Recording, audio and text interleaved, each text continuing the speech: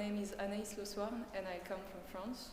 I'm an artist working with mechatronics, and here I'm presenting the project which is a sound installation called Ear to Ear.